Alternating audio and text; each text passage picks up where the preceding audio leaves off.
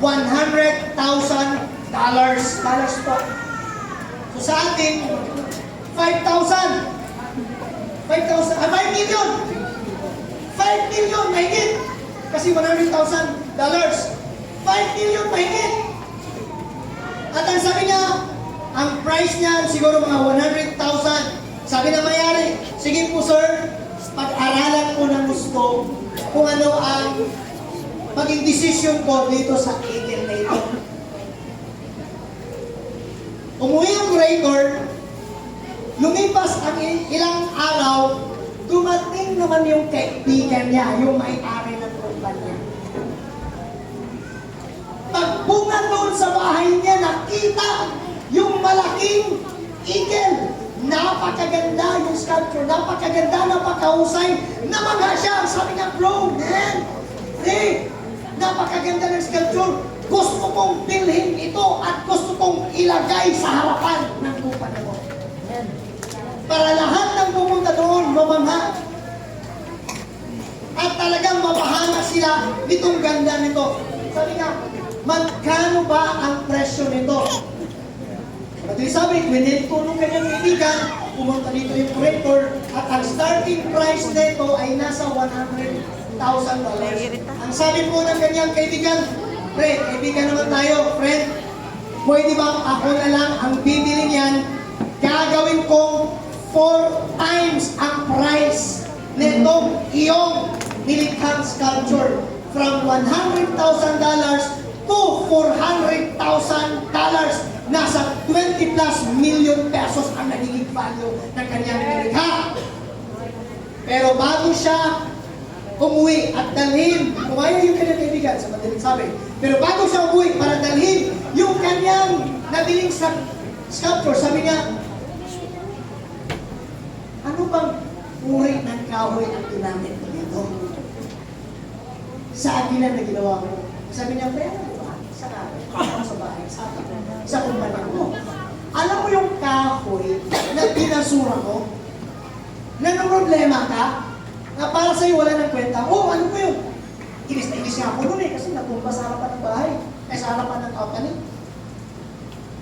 Yung eagle na yan, yun yung kahoy na ipinasura mo na. Nagkaroon na ng 20 million. Mahigit. Ano pong mensahe dito?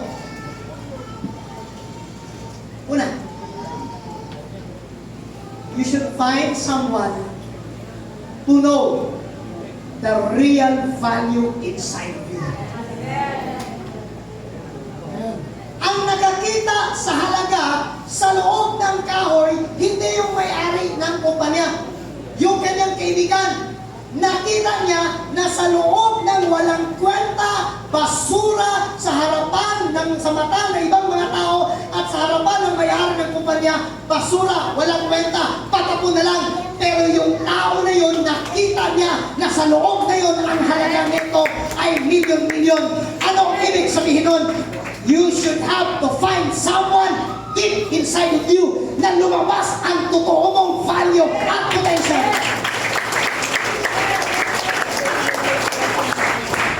Kaya hindi lalabas ang tunay na value mo. Bakit? Walang nakakita. Dapat marunong kang mag-decide na huwag kang matakot magbago. Kung sa araw na ito, alam mo talaga, isa kang mahusay, magaling na engineer, ilapit mo yan kay Lord, lalabas siyang pinakamahusay at pinakamagaling na engineer sa loob ng iyong pagkatao. Nakikita ng Diyos, isa kang magaling at mahusay na negosyante, yayaman ka dyan, dyan ka pagpalain ni Lord. Dapat merong nakakita dyan.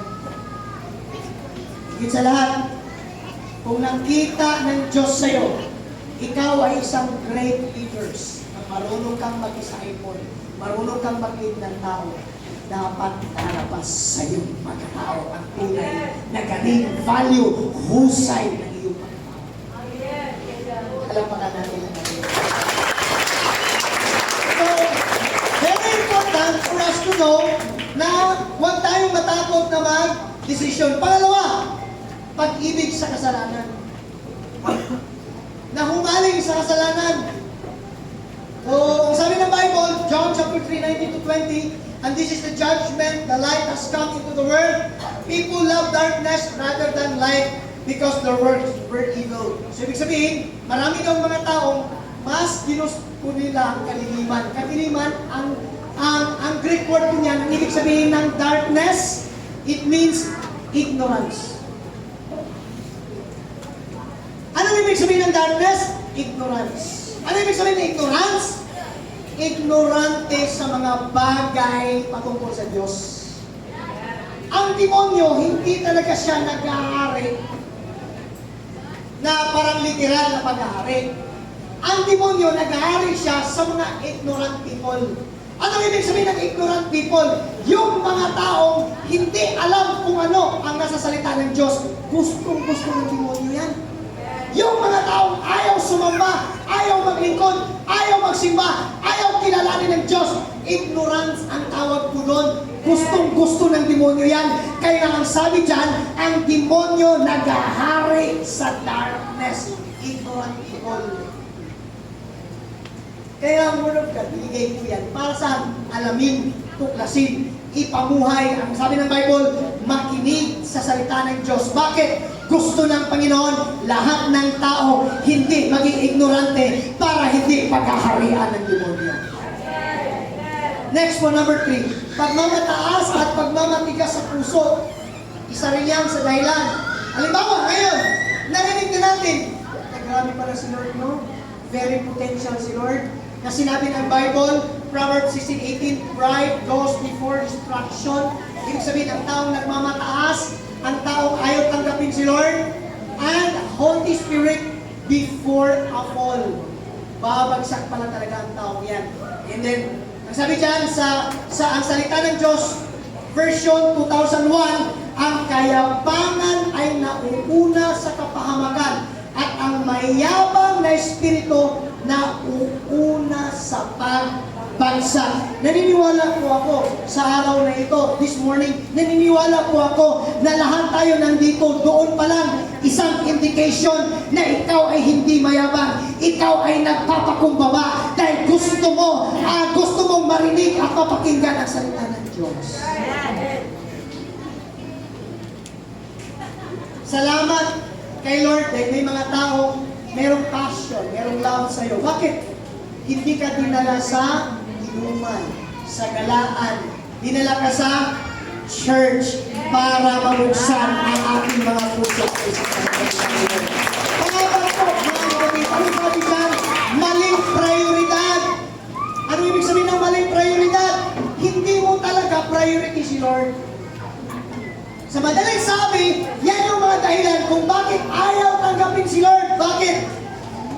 Importante sa akin yung trabaho. Importante sa akin ang negosyo. Importante sa akin ang pag-aaral. Tama naman po yun. Pero meron pang mas importante dyan. Yun yung Panginoon.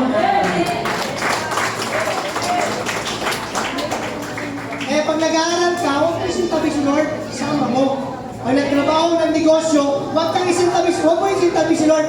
Isama mo siya sa negosyo mo, sa trabaho mo, sa pag-aaral mo, sa pangarap mo. Para saan? Para yung priority mo hindi maging mali. Maging ano? Maging tama. Kaya sabi ng Bible, mga kapatid, trust in the Lord with all your heart and lean not thine own understanding. Lord. Alam nyo, pag nagtiwala ka kay Lord, grabe ang mangyayari sa buhay mo. Hindi mo aasahan yan. Number 5, sabi po dyan, kakulangan sa kaalaman o mali ang paniniwala. Yun lang. Kaya maraming mga taong hindi talaga nila kayang tanggapin si Lord kasi mali-mali na yung kanilang napaniwalaan. Ito kasi yung natutunan ko sa kapatid ko, kaibigan ko, magulang ko, paligid ko. Kahit hindi naman nakapasa sa Bible. Kahit hindi naman Word of God, hindi. Kasi dito na ako lumaki, dito na ako tumanda, dito na rin ako mamamatay. Sabi po ng Bible, search the Scripture. Search the truth. Alamin mo na ito. Bakit? Meron tayong mga paniniwala, hindi angkop sa salita ni Lord. Kaya hindi natin mapapasok si Lord sa heart natin. Bakit? Dahil yan sa kaalaman at maling paniniwala. yung alam natin, kulang lang. Ang tawag po dyan, upbringing. Nagsasabing upbringing.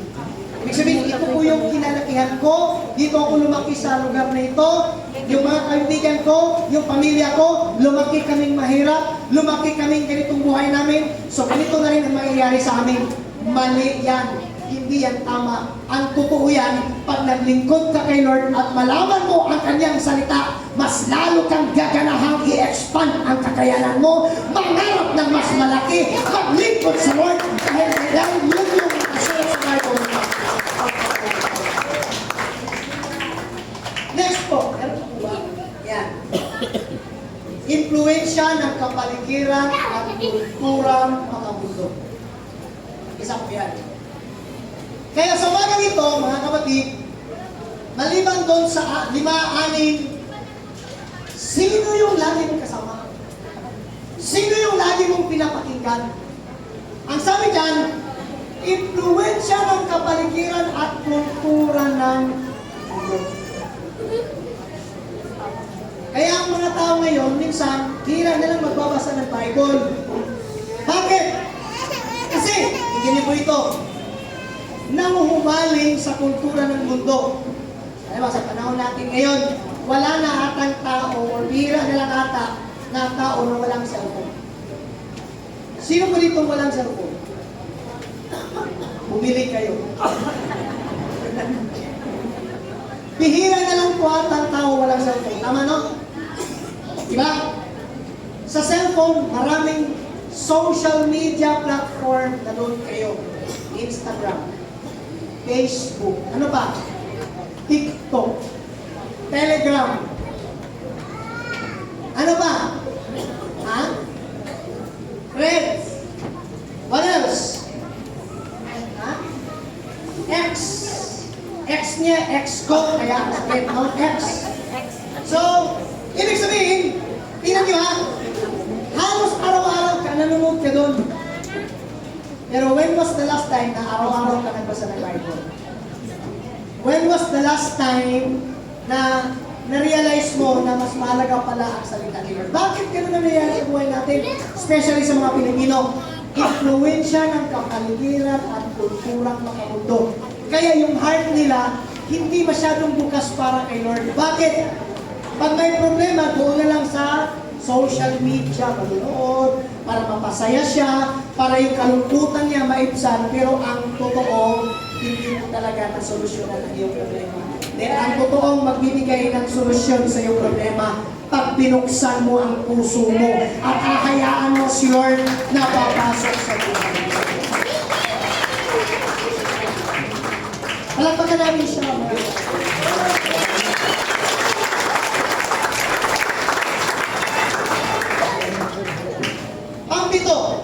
Pagkawala ng pag-asa o pananampalataya. Sabi ng Psalms 34:18, the Lord is near to the brokenhearted and saves the crushed in the spirit. Pagkawala ng pag-asa. Siguro, maraming pagsubok sa buhay, maraming problema, dumaan yung mga problema at pagsubok sa buhay, hindi kinaya, nawalan ng pag-asa, nawalan ng pananampalataya. Pero sabihin ko po sa inyo, hindi mo ba na-realize, kaya dumating yung problema, yung pagsubok na yun, para i-promote ka? Ano may promote? Problema na nga ako, nakapagsubok na nga ako. Kasi mali lang yung puto natin. Mali lang yung pag-intindi sa nangyari sa ating buhay. Lahat ng problema, lahat ng pagsubok, dapat ang tanong ganito, Lord, ano po ba ang itinuturo mo sa akin? Yes. Hindi yung bakit ako nagkaganito. Nahiya. Bakit ang ganito ba? Anong nangyari sa akin? Ito pong tandaan ko. Ano man ang pagsubok sa buhay, yes, dapat naroon ang magtitiwala. Yes. Kasi siya yung nagsupuno eh. Kung sinubo ka, pinoblema ka, may mga pagsubok na dumating sa'yo, kahit gaano kabigat, ang gagawin mo, Lord, ano po ba ang tinuturo niyo po sa akin?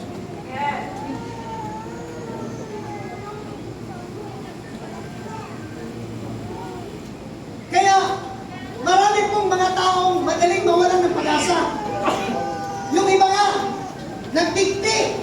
Last year ba yun? Merong kilalang anak ng artista? Nagdikti! Yung pakamatay. Hindi kinaya yung depression.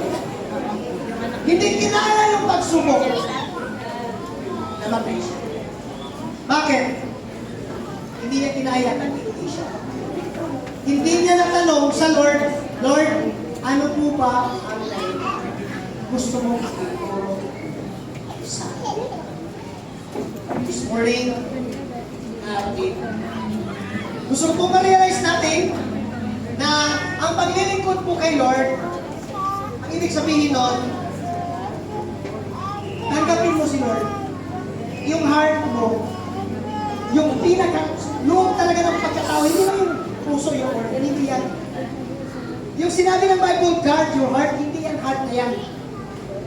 Yung pinaka-inner man natin, na hindi makikita ng microscope, na doon na nananahan ang Panginoon, na naniwala ako sa loob niya, kahit ang tao. Merong nakaulo dyan. Merong hari dyan. Merong Panginoon dyan.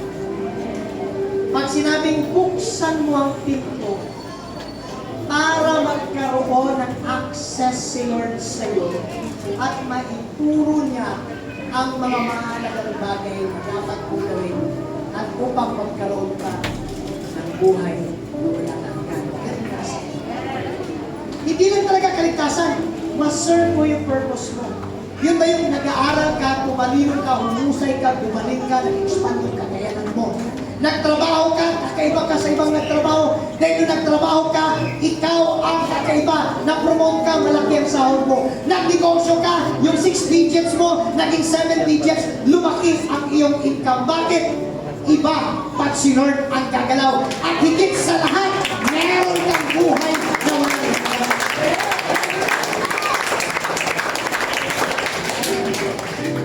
Pag sineryoso mo talaga si Lord, gagalaw talaga siya, kikilos talaga siya sa tao. Ang paglilingkod kay Lord, hindi lang yung palakpak, hallelujah, praise the Lord. Hindi siya kumikilos sa ganung kapagay lang. Kumikilos si Lord doon sa desisyon natin na gagawin sa buhay. Amen. Yung nag-change yung mind natin, yung nag-change yung pagkatao natin, yung mag-decide ka talaga sa araw na ito, tanggapin ko si Lord, alam ko may potential ako, kaso nga lang hindi ko kayang palabasin. Pero pag may Diyos ako, naniniwala ako na itong potential ko dito, itong kakayanan ko, lalabas ko, lalawak ko. Kaya habang bukas kayo, habang may pagkakataon, buksan niya. Tumayo tayo. Buksan niya.